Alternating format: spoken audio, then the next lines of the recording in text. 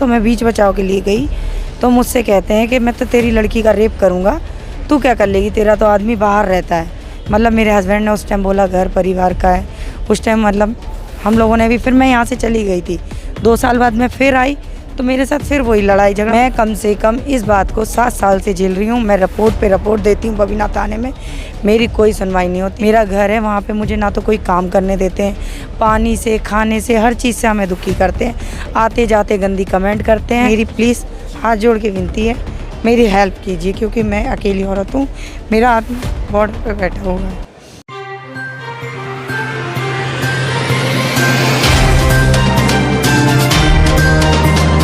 नमस्ते, मेरा नाम है धर्मेंद्र, आप देख रहे हैं न्यूज़ तंत्र। बगल में खड़ी आप जिस महिला को देख रहे हैं, ये अपने ही परिवार से इस कदर पीड़ित हैं कि आप इनका चेहरा भी देख सकते हैं कि किस तरीके से चेहरा पूरा सूजा हुआ है।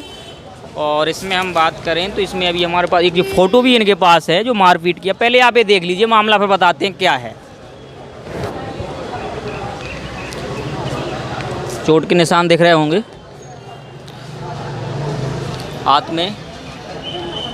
अब बता दें मामला, ये बबीना की आप रहने वाली हैं। एप्लीकेशन इन्होंने डीएम साहब को दिया है और जो कि छेड़छाड़ और मारपीट को लेके है। और इनका आरोप है कि जो इनके परिवार के में जो इनके जेठ हैं और उनके दो लड़के हैं, उन पे इन्होंने गंभीर आरोप लगाए हैं कि वो अश्लील हरकतें करते हैं, मारपीट ही हुई है। हम इनसे जाने की पूरा मुद्दा क्या है। डीएम साहब को एप्लीकेशन भी दे चुकी हैं, कप्तान साहब के पास भी देने जा रही हैं। और किस मामले को लेके मारपीट हुई है। आपका नाम क्या है? मेरा नाम निशा है भैया। जी, और झगड़ा कब का कैसे हुआ है? ये कल 7:30 बजे की बात है। मैं बाहर से अपने पानी भर रही थी तो मेरी बेटी के साथ ऋषि, जो मेरे दूसरे नंबर के जेठ हैं, आनंद, उनका लड़का है, तो उन्होंने मतलब इसके हाथ छेड़छाड़ करी, गंदी हरकतें मतलब करी। तो मैं बीच बचाव के लिए गई तो मुझसे कहते हैं कि मैं तो तेरी लड़की का रेप करूँगा, तू क्या कर लेगी, तेरा तो आदमी बाहर रहता है। फिर मेरे जेठ हैं वो आए, शंकर, उन्होंने, और राजेश उर्फ बल्लू जो कि मेरे तीसरे नंबर के जेठ हैं, और मेरी तीनों जेठानियाँ, और चेतन, ऋषि और मेरा जो तीसरे नंबर का भतीजा है मोहित, इन सब लोगों ने मिलके मेरे साथ मारपीट करी, फावड़े सरिये ये सब चीज़ों से, जो कि मेरे घर में काम चल रहा था उस चीज़ पे इन लोगों ने मेरे साथ मारपीट करी। और मुझे गंदी गंदी हरकतों से ये लोग परेशान करते हैं। मेरा मतलब मेरे कमरे में जब बच्चे नहीं रहते हैं, स्कूल चले जाते हैं, मेरा ऊपर कमरा है, मेरे ऊपर कमरे में आ जाते हैं। आप लोग सब साथ में रहते हैं? जी, वो अलग रहते हैं, मतलब कमरे सबके अलग अलग हैं, सबने अपना अपना बना रखा है। बिल्डिंग एक ही है, मतलब अंदर से सब। हस्बैंड मेरे अमृतसर में आर्मी में है, और इन्होंने मतलब मेरे घर में घुस जाते हैं, दारू पीते हैं, आ जाते हैं, कहते हैं तेरे साथ गलत करेंगे हम। मैं इनको मना करती हूँ तो ये मेरे साथ मार कुटाई करते हैं। और अभी भी इन्होंने मेरे को बुरी तरीके से मारा। मॉल जब मैंने भागने की कोशिश करी तो पीछे से ऋषि ने और क्या कहते हैं चेतन ने मेरे बाल पकड़े और मुझे लातों से पेट, जो कि मेरा ऑपरेशन है, अभी 1 साल ही हुआ मेरे ऑपरेशन को, इन्होंने मेरे पेट पे लातें मारी। बाकी ये मेरी चोटें हैं जो आपको बताएंगी कि एक अकेली औरत ऐसा नहीं कर पाएगी। आप थाने गई थी? जी, मैं बबीना थाने गई थी।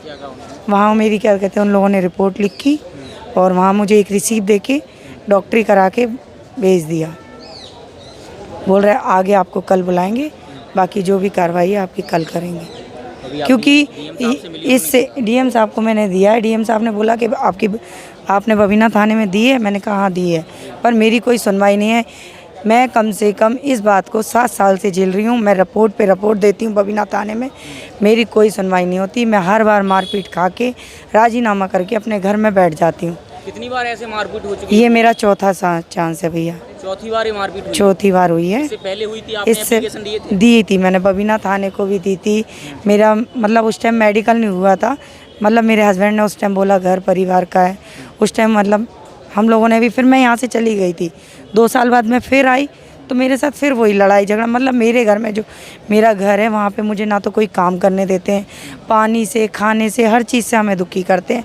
आते जाते गंदी कमेंट करते हैं, तेरी लड़की के साथ बलात्कार करेंगे, तेरे साथ करेंगे, क्या कर लेगी तू, क्या करेगा तेरा आदमी, वो तो हमारी बात मानता है।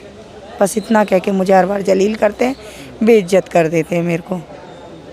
अब इसके बाद कहाँ किसको एप्लीकेशन और देने जा रहे हैं? अभी मैं डीएम साहब के पास दे दी है मैंने, कप्तान साहब के पास देना है मुझे, फिर महिला थाने में देना है। ऐसे करके मैं अपनी 4-5 जगह देना चाहती हूँ। मुझे न्याय चाहिए भैया, ताकि मैं आज मान लो मेरे को मेरे हस्बैंड नहीं है, अगर मेरे को कुछ हो जाता है तो इसके जिम्मेदार कौन होगा? क्योंकि मेरे बच्चे भी स्कूल चले जाते हैं, ट्यूशन चले जाते हैं, जवान बच्चे हैं, कुछ से कुछ हो जाए तो हम कहाँ जाएंगे? कौन हमारी सुनेगा? इस बात पे मैं बोलना चाहूँगी कि मेरी प्लीज़ हाथ जोड़ के विनती है, मेरी हेल्प कीजिए, क्योंकि मैं अकेली औरत हूँ, मेरा आदमी बॉर्डर पर बैठा हुआ है। जैसे कि इन्होंने बताया है, जो आरोप लगाए हैं वो एक जांच का विषय है, उनकी जांच होनी चाहिए, लेकिन जिस तरीके से जानवरों की तरह पीटा गया है, इस तरीके से तो जानवरों को भी नहीं पीटा जा सकता है। और आरोप वो भी एक रिटायर फौजी हैं, वो भी रिटायर्ड फौजी हैं। एक आर्मी का बंदा कैसे कर सकता है? किसी मतलब जो सेना पे हैं, रिटायर होके आप घर के अंदर ये चीज़ें करोगे? मेरे हस्बैंड है, मेरे भी हस्बैंड कभी औरतों पे हाथ नहीं उठा, कभी गालोज गलौज नहीं करते, मैं भी खुद गाली गलौज नहीं करती। हाँ, अपने बच्चों के साथ जो करना होता है वो हम करते हैं घर के अंदर, पर कभी किसी के बच्चे को नहीं देते। ये रिटायरमेंट फौजी होने के बाद दोनों, और तीसरे नंबर के जेठ मेरे जो ग्राम पंचायत में है, वो भी बोलते हैं मुझे हार्ट अटैक है, हार्ट अटैक है। वो भी मुझे मारने को आए, सरिये से मारा। मेरे बच्चों ने रोकने की कोशिश करी, मैं छोटी बच्ची को नहीं लाई, बड़ी बच्ची को भी मेरे मारने की कोशिश करी, छोटी बच्ची के भी मेरे हाथ में फ्रैक्चर है, चोटें वगैरह है। बच्चे के भी मेरे सर में मारा, मेरे भी सर में भी बहुत है। आप चाहो तो मेरी डॉक्टरी करा लो कि मैं ये सब मेरे साथ क्यों हुआ। ये पुलिस ने तो कराई ना डॉक्टरी? हाँ, वहाँ पे डॉक्टरी हुई है, पर मुझे उसकी रिसीव नहीं मिली है। हाँ, कि क्या प्रॉब्लम, मैंने मांगा भी तो उन्होंने मुझे नहीं दी। मैं भी जानना चाहती हूँ कि मेरे क्या प्रॉब्लम है, क्यों है और क्या है। क्योंकि भैया देखो, मेरा ऑपरेशन है, अगर मुझे कुछ हो जाता ऑन स्पॉट तो मेरे बच्चे अकेले रह जाते। जब तक मेरे हस्बैंड आते, जब तक तो ये मेरे साथ सब कुछ कर चुके होते हैं। मेरी माँ बगल में रहती है, उसको भी गाली गलौज करते हैं कि तेरी गलत इल्ज़ाम लगाते हैं, गलत बात से मुझे जलील करते हैं।